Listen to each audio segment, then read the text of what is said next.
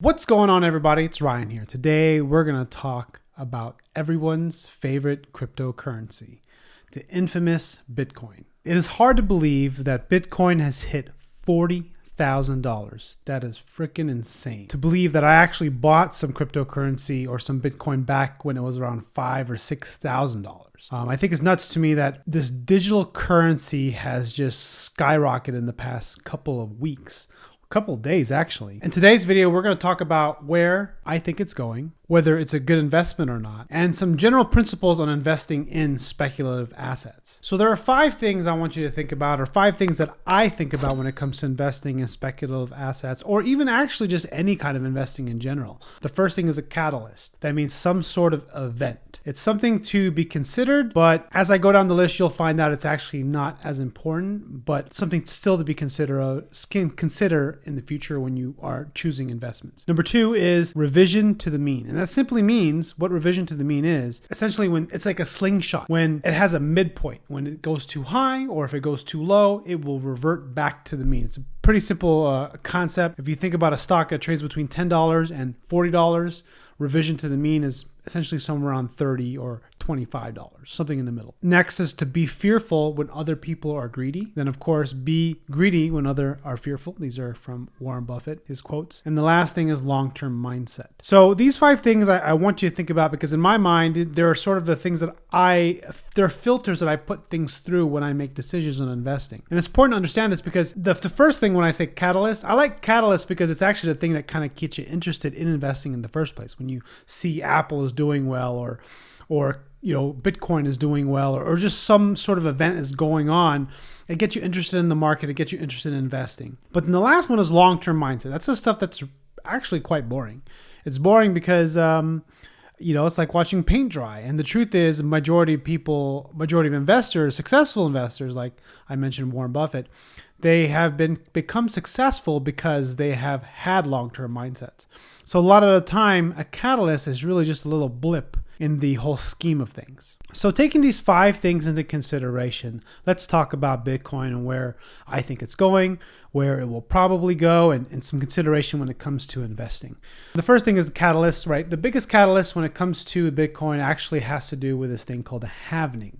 It's essentially during the period of time where essentially when people are miners, I should say, want Bitcoin, they will mine for it. Now, I'm not an expert on this, and I'll link a video that I really like a lot made by Whiteboard Finance, one of my favorite finance channels. He talks more in this in detail and has a more thorough video on it. You can find lots of other videos on this particular topic.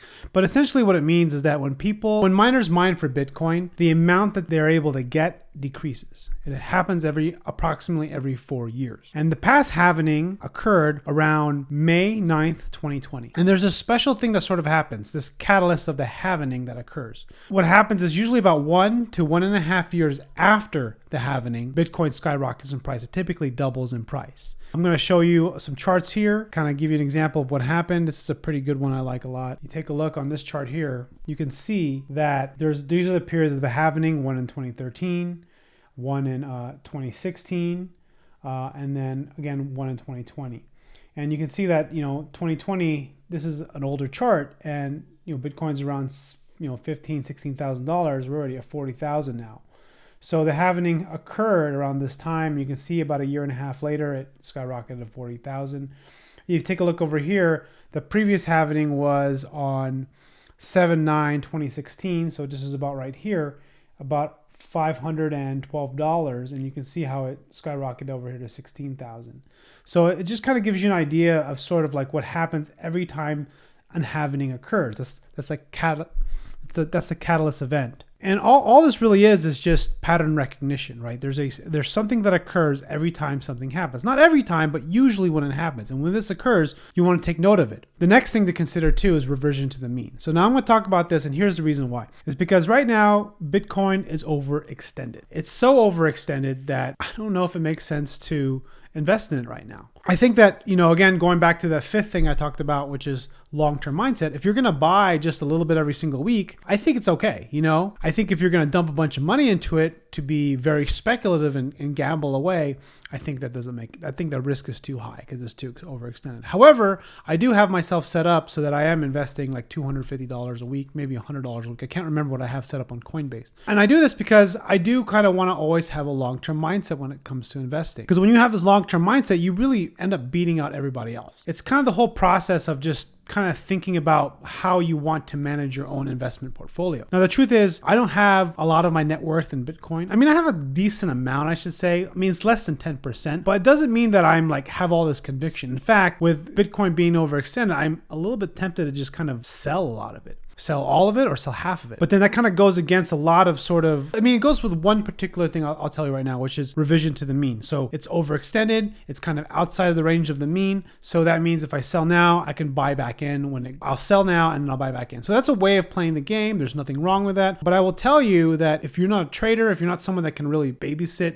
your portfolio or in this case crypto, it might not be the best strategy. Sometimes it's just better just to sit and let it grow and let it go down and let it go up. However, that's kind of why the long-term mindset is really important and why I mention it now. And it's because part of me does want to just sell. I'm even thinking about just selling half of it, a good chunk of it, and then when it goes down again, to buy more. The key thing here is to remember that, again, the third thing or the fourth thing I mentioned, which is be greedy when others are fearful. Like, you got to remember, like, there'll be a time when things just go down in value, when things revert back to the mean. And it's really hard when that's going to say. That's kind of why you want to play both games when it comes to this. Is you invest, you dollar cost average. You invest a little bit every single time. You just invest for the long term. Just buy a little bit. And if you don't have a lot to invest in Bitcoin, or you're thinking about investing in Bitcoin, you can invest $10 a week, right? I can invest. I started off by just doing that. I think it was like $25 a week, and it really didn't make that much of a difference because it was just kind of this little pile of Bitcoin that just piled up. And that's kind of how you want to approach investing. That's how you build wealth. That's how I approach like buying Tesla stocks, how I approach buying Apple stock. Just buy a little bit every single week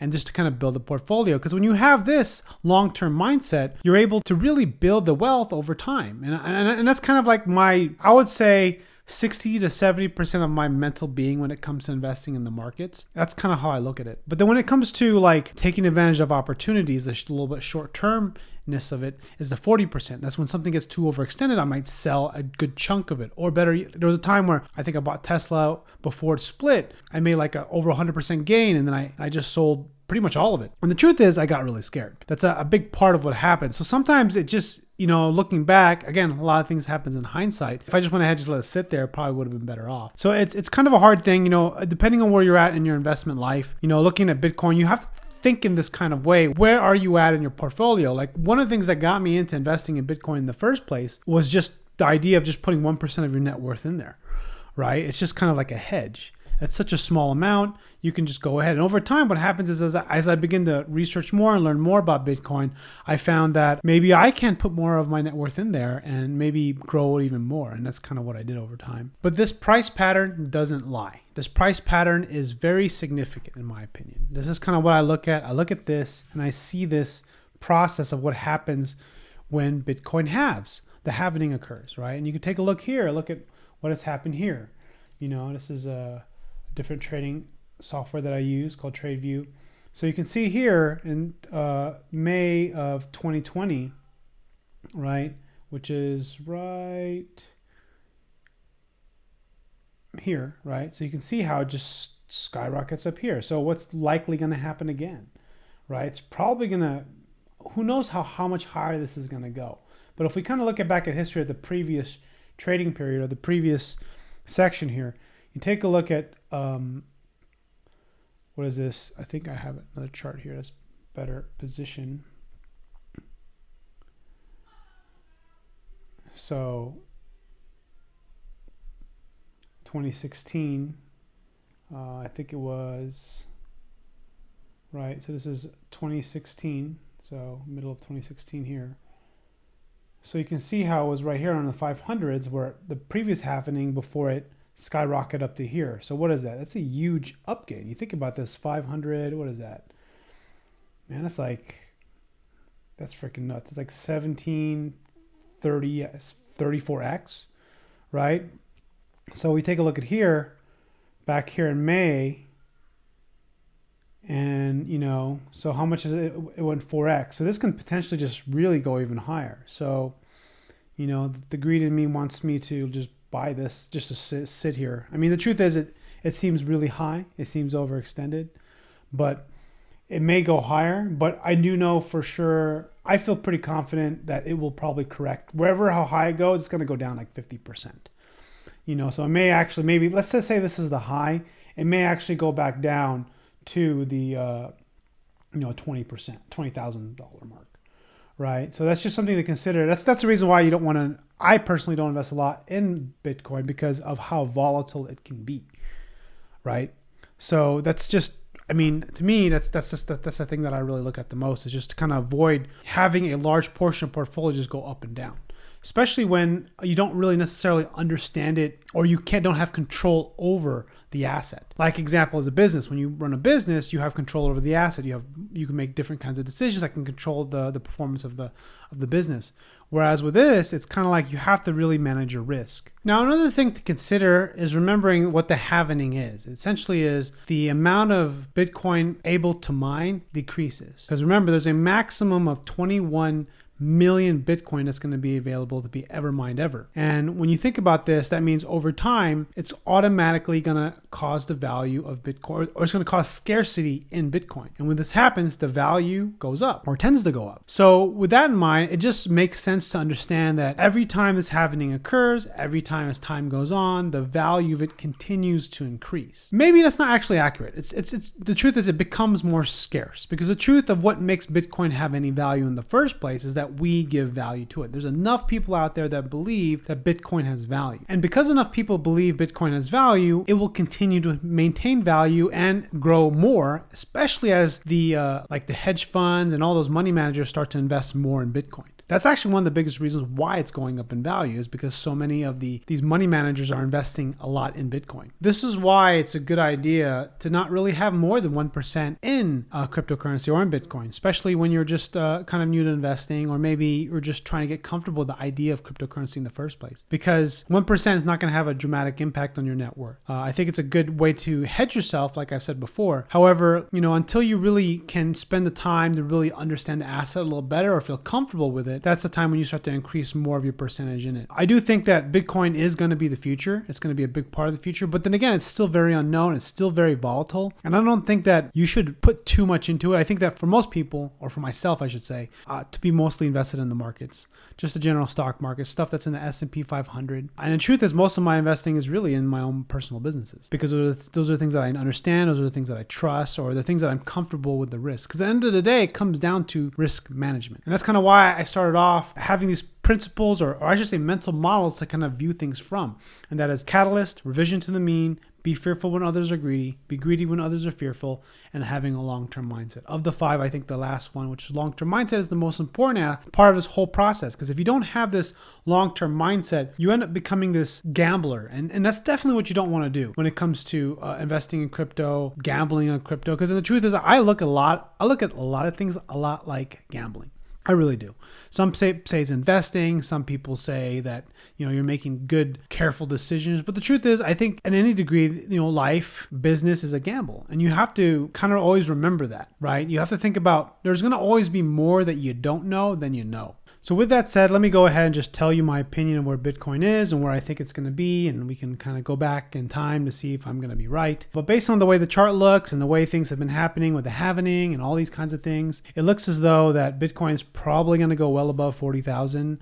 It seems really overextended. I've said this a bunch of times, but it's probably going to 50 or 60,000 before it goes back and falls to like 30,000 or something like that. I think that will happen this year. The truth is, the question is, how much conviction do I have over it? I don't have a lot, because what I'm going to do is I'm 85% sure I'm just going to do nothing. I may buy a little bit more Bitcoin. That's definitely what's going to happen. I'm going to buy a little bit more, not a lot, but just a little bit more, and just sit on what I have. I do think that the one thing that comes to mind when I look at the chart and then the halvening and and what's happened, something over a 10x from the previous halving, which is, I think $10,000 or $11,000. So if it goes 10x above that, that would be like 50,000. So that might be an opportunity where I may consider cutting my position in half. But the truth is, the long-term mindset always seems to conquer all. And what am I going to do with that money if I do sell? I mean, I guess part of me again wants to sell and then buy more when it goes down again. But what game is that, right? It all depends on your philosophy and kind of your design of kind of how you are going to manage your investments. And as much as sometimes I do want to do that and get a little bit more of an edge, I don't really have the time to really do that kind of game. Anyways, I hope you enjoyed this video. Click like if you haven't already. Subscribe if you're